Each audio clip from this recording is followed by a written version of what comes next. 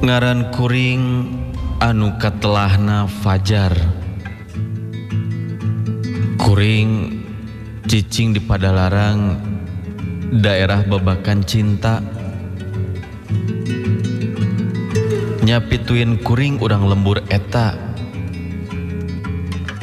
Dasa inget kuring, nyati leuletik kuring aya di dinya teh. Nya kuring masih kene cicing, ngahiji jeung anu jadi kolot. Sok sanajan kuring geus boga gawe oge, pamikir kuring lamun rek misah jeung kolot mah engke we geus boga pamajikan. Sabab ayeuna kuring masih kene hirup lalagasan, can hirup ngarumah tangga. Kuring sok sanajan bujangan keneh, ari pagawean mah geus matuh. Nya geus tepati nyusahkeun teuing ka kolot, sabab geus boga gaji sorangan. Mun pareng kuring digawe, kuring tara balik berang-berang ka imah. Kadang balik teh sok peuting wae. Tapi sok sanajan kitu oge, hal sarupa kitu teh geus jadi biasa. Sok komo deui dina indit jeung balik di tempat gawe teh bareng jeung salah saurang babaturan digawe anu salembur jeung kuring.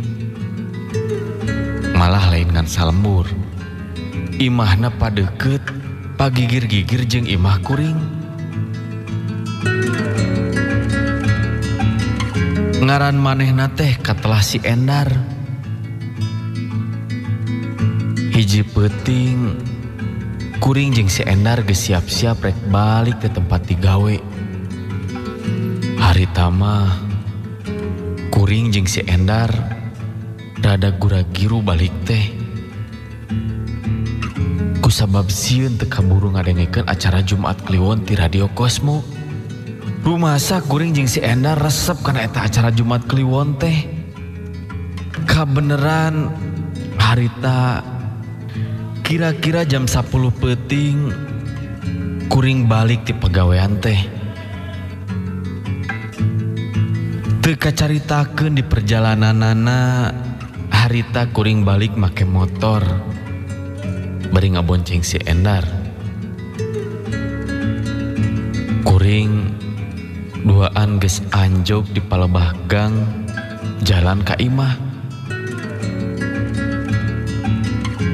Harita kuring ngadon arereun heula, maksud teh rek neangan heula warung anu masih keneh muka. Kuring ngahaja rek ngadon meuli heula kopi jeung rokok. Keur maturan sarila kuring jeung si Endar ngadengekeun acara Jumat Kliwon teh. Dar, urang neangan heula warung nu masih buka keneh. Naon gitu? Nya tuh urang meuli heula rokok jeung kopi. Nya, saya oge geus teu boga rokok ya.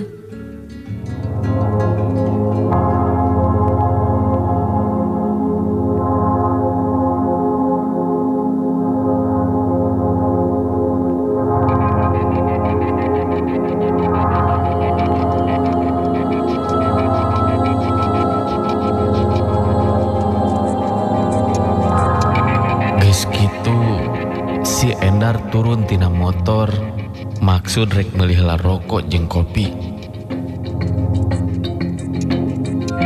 Kabeneranna teh harita mah masih kene aya warung anu muka.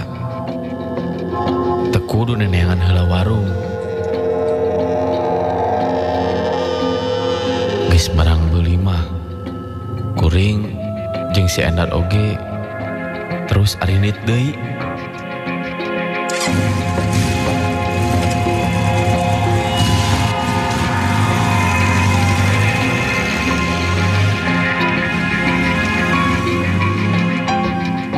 Pas pisan motorek asup ke palebah gang, irung kuring ungas ingus lantaran kaambe bau anu teu pararuku. Nu kaambe teh pelenghir bau hanyir, leungit bau hanyir, jadi kaambe bau bangke. Teu lila ti harita jadi kaambe bau rampe. Sok sanajan kitu kuring teu loba omong ka si Endar anu keur dibonceng. Kuring mawa motor oge jadi laun.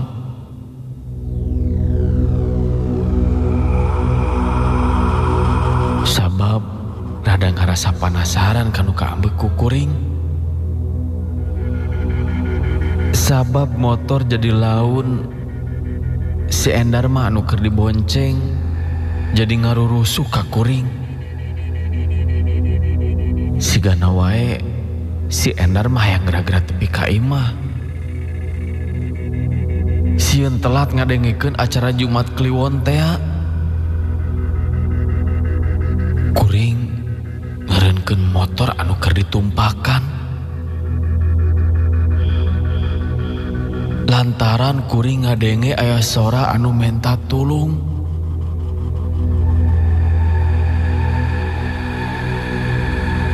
Kadengina jelas anu menta tulung teh sora awewe.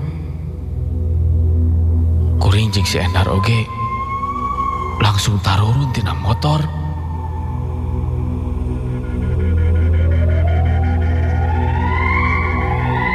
Nyabisi wae eta awewe anu menta tulung teh butuh pisan pertulungan ti kuring duaan.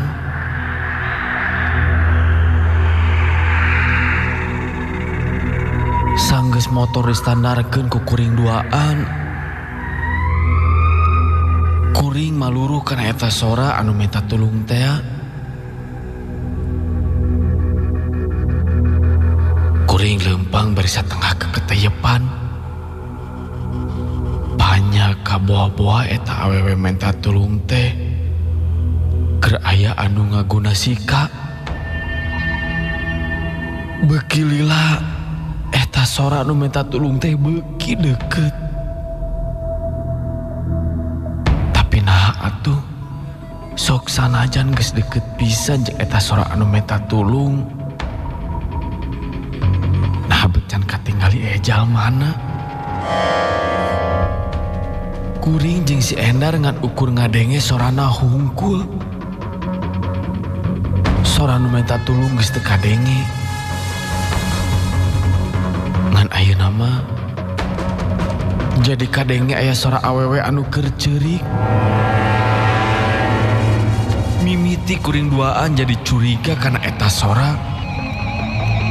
Boha-boha eta sora anu minta tulung bari terus kadengena cerik teh lain sora jelema.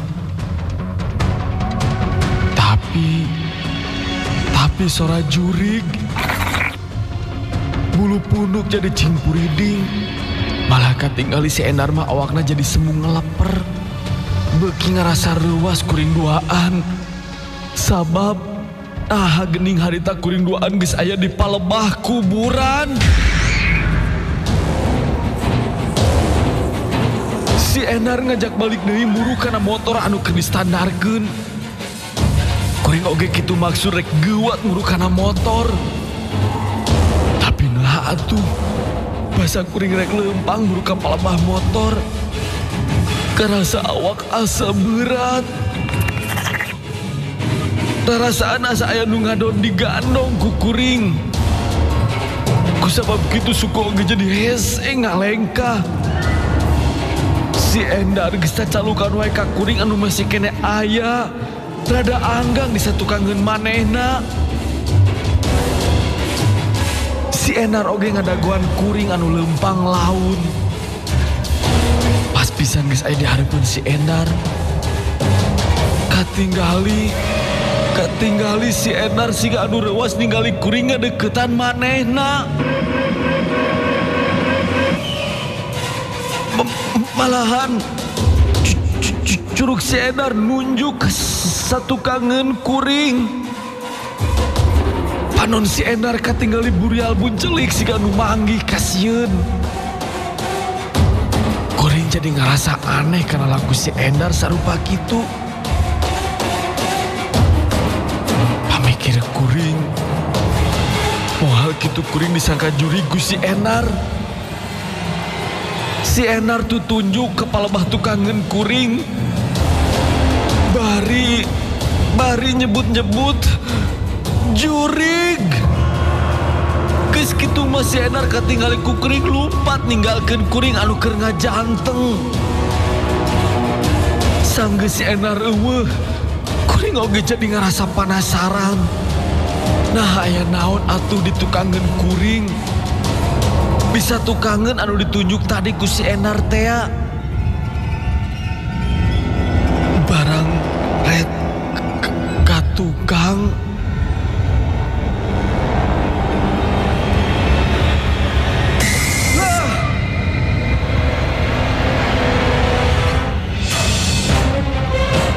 Kuring ngerasa ruas anu kacida.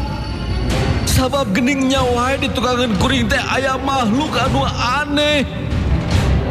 Aya hiji wujud makhluk anu dibulen ku kain bodas. Paingan kuring ngarasa berat ngalengkah.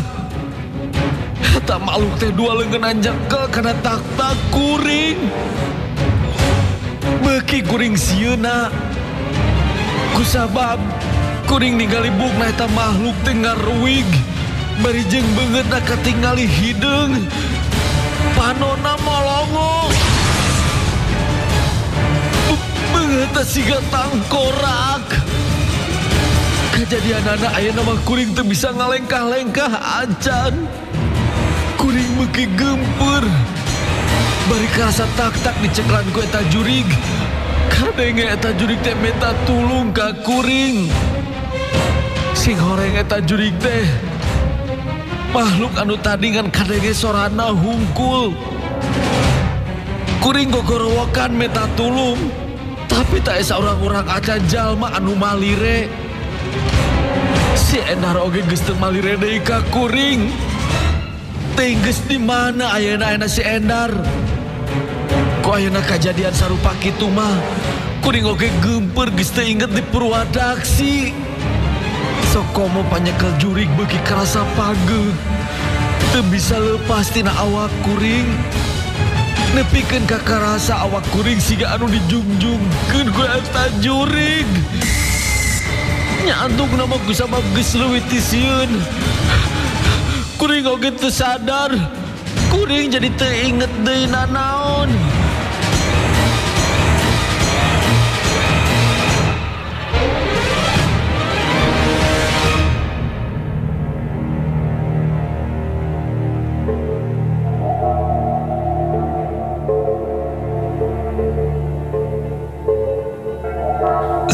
Sadar deui sanggeus karasa aya nu tiis kana tarang.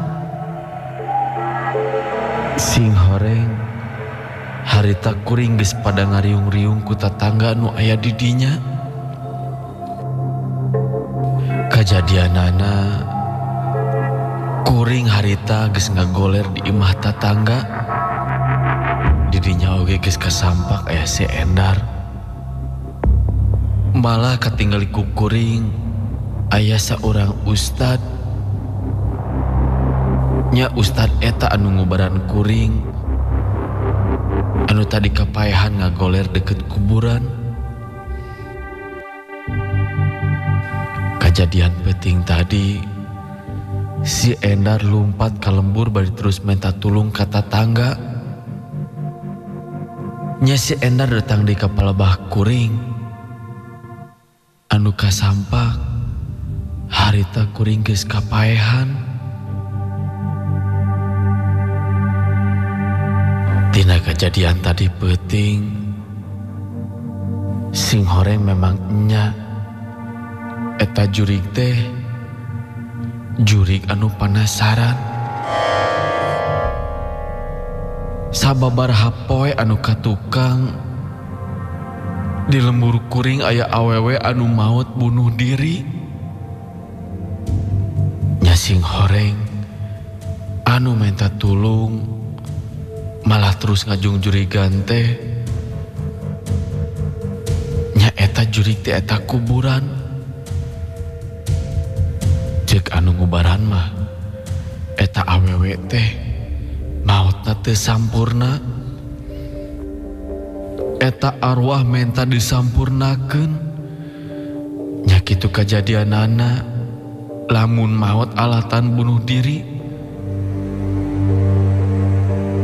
kudunya teu ditampa ku bumi teu ditampi, ayana di alam marakayangan.